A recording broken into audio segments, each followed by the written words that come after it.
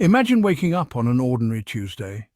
You're at the breakfast table, coffee in hand, casually scrolling through your phone. Out of nowhere, the internet erupts, not for a viral meme, but because of a tweet. Donald J. Trump has returned to the spotlight, and this time, he's talking tariffs. Not just any tariffs, he's threatening sweeping, massive ones on imports from almost every country. The news lands like a thunderclap, rattling the global economy. Trump's message is crystal clear. America is being exploited, and only he is tough enough to stop it. He vows to restore jobs, turn America back into a manufacturing giant, and punish nations he claims are cheating. The markets tumble. CEOs are alarmed. Everyday Americans start to worry about their budgets. This isn't just a policy move, it's political theatre. Trump understands the power of a headline, and this is his blockbuster debut. The rhetoric is fierce, the promise is enormous, and the stakes sky high. He paints America as a nation under attack, casting himself as its sole protector. This isn't just a proposal, it's a bold challenge. The world watches, holding its breath. Will other countries cave? Will Congress stand with him? Or is this all just a high-stakes bluff? Years of trade agreements are tossed aside. Economists scramble to forecast the consequences. For Trump's base, this is exactly what they crave. Bold, decisive action, a shake-up to the old order. And it all kicked off with one explosive tweet. So, what's a tariff? Imagine you want to buy sneakers made overseas. A tariff is an extra tax slapped on those sneakers when they enter the US. Suddenly those sneakers cost more. The idea? Make foreign products pricier so you'll buy American instead. It's a tool to protect local industries from foreign competition. But tariffs don't just hit sneakers. They can target everything from steel to cars to electronics. When costs go up, companies usually pass that on to you, the consumer. Your grocery bill rises, that new TV costs more, and car repairs get pricier. But it gets messier. Other countries retaliate, slapping tariffs on American goods. That's how trade wars start. Everyone taxes everyone else, making it harder for US businesses to sell abroad. So tariffs are taxes on imports. They're meant to protect, but often boomerang. They can make things more expensive at home and hurt American exporters. It's a risky balancing act. And when politicians go all in, it's a massive gamble. There are winners, but also plenty of losers. From farmers to factory workers to anyone just wanting affordable sneakers. That's why tariffs matter to you. Why did Trump unleash this tariff storm? For him, it was about keeping a core campaign promise, America first. He tapped into frustration over lost jobs and factories, blaming countries like China for cheating the system. The tariffs were a bold symbol, easy to understand, tough-sounding, and perfect for rally crowds. Trump saw himself as the ultimate deal-maker, using tariffs as leverage to force better trade deals. It was high risk, high reward.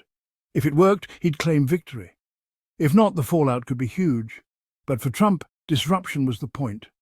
The tariffs were a mix of political calculation and personal conviction, a promise kept to his base.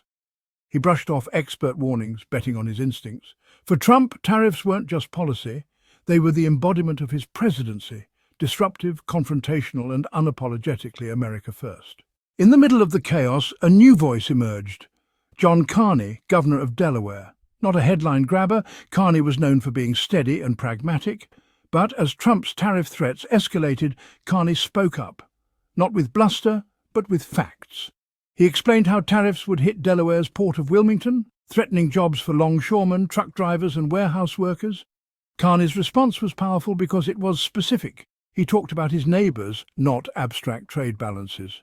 He pointed out the irony tariffs meant to help American workers could actually put them out of work. Many targeted products were things Americans needed, so raising prices would hurt the US economy. Carney's calm, reasoned pushback stood out in a debate dominated by noise. He wasn't trying to score points. He was protecting his state's interests. His fact-based approach contrasted sharply with Washington's bluster. In a landscape of loud voices, Carney's clarity and authenticity made an impact. He reminded everyone that leadership isn't about shouting, it's about making sense. Sometimes the quietest voice is the one that changes the conversation. Tariffs aren't just a political game, they hit Main Street hard. Take a small Midwest manufacturer needing imported steel. When tariffs hit, steel costs soared, threatening jobs and profits. Companies faced tough choices: raise prices and lose customers, or absorb costs and risk layoffs. The impact rippled out. Beer and soda cans got pricier, washing machines and cars too. Tariffs were supposed to be paid by other countries, but Americans saw higher prices at the store. Then came retaliation. Countries like China slapped tariffs on US farm goods. American farmers suddenly couldn't sell their crops abroad, leading to government bailouts. Even iconic companies like Harley-Davidson moved production overseas to dodge tariffs. A policy meant to bring jobs home was pushing them away. The real-world effects were complex and damaging, hurting businesses, costing jobs, and raising prices for everyone. Tariffs weren't just headlines, they were felt in every household. The backlash against tariffs was broad and bipartisan. Prominent Republicans, usually champions of free trade, broke ranks to criticize the policy. Economists, from Nobel laureates to Federal Reserve analysts, warned tariffs would slow growth, raise prices, and cost jobs. Studies showed a few workers might benefit, but millions would lose out. Business groups like the Chamber of Commerce launched campaigns against tariffs, sharing stories of rising costs and disrupted supply chains. They warned that you can't just blow up global trade without serious consequences. Farmers, small business owners, and consumer advocates all spoke out about the real pain tariffs were causing. This wasn't just a partisan fight, it was practical. People across the country saw the negative impact and made their voices heard. The message was clear: tariffs were hurting more than they were helping. Amid the storm, Carney's response became a rallying point.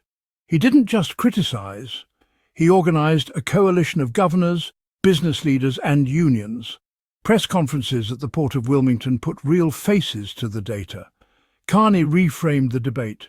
This wasn't Washington versus the world, but Washington versus American workers. He showed the president's policies were hurting the very people they claimed to protect. By focusing on local impacts, Carney made the issue relatable nationwide. His approach gave other politicians a playbook: talk about real people, not just theory. This shift changed the conversation, increasing pressure on the administration. Carney's clapback wasn't the only factor, but it was a crucial catalyst. It helped turn public and political opinion against the tariffs. What can we learn from this showdown?